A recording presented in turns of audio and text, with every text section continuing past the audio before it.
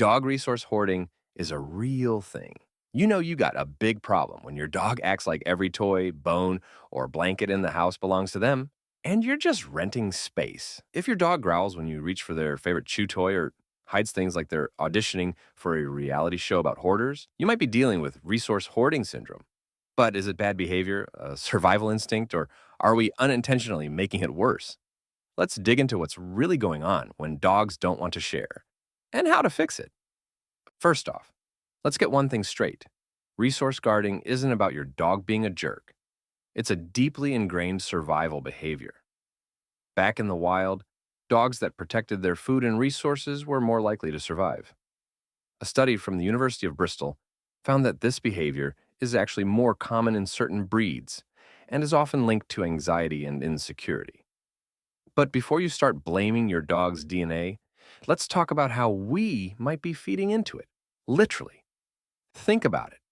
Have you ever tried to snatch something out of your dog's mouth only for them to clamp down and growl? Congrats, you just taught them to guard it harder next time. Dogs aren't stupid.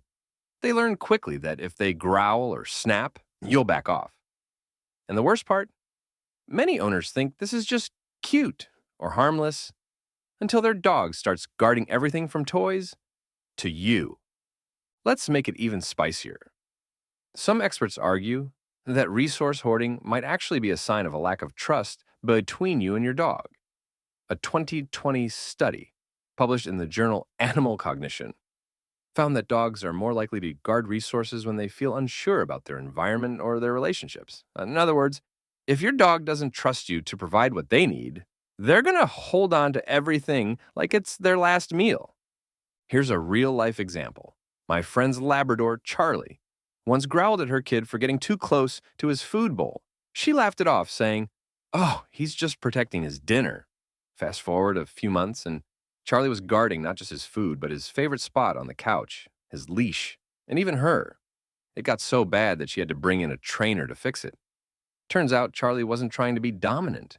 He was just anxious because they had started feeding him on an irregular schedule. So, how do you fix resource hoarding? First, stop taking things away from your dog without offering something in return. This is called the trade-up method, and it works wonders. Instead of grabbing that chew toy they won't let go of, offer them a high-value treat and make the trade. Over time, they'll learn that giving things up isn't a loss.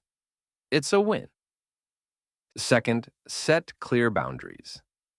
If your dog is guarding their food, create a calm feeding environment where they won't feel threatened.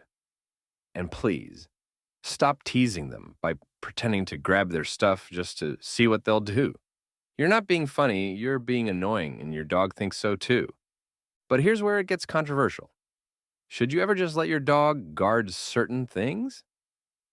Some trainers believe it's okay for a dog to have safe items they don't have to share, like a favorite toy or a blanket. Others argue that all guarding behavior needs to be corrected. What do you think? Should dogs be allowed to have personal boundaries?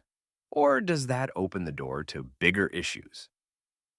Tell me in the comments. I want to hear your thoughts. And before you go, let me leave you with this. Resource hoarding doesn't make your dog a bad dog. It's a sign they're feeling insecure or stressed. Fix the root cause, and you'll have a happier, more relaxed pup. Want to know the next big secret about dog behavior? Stick around for the next video, where we'll talk about how to spot the signs of separation anxiety and the one mistake most owners make that actually makes it worse.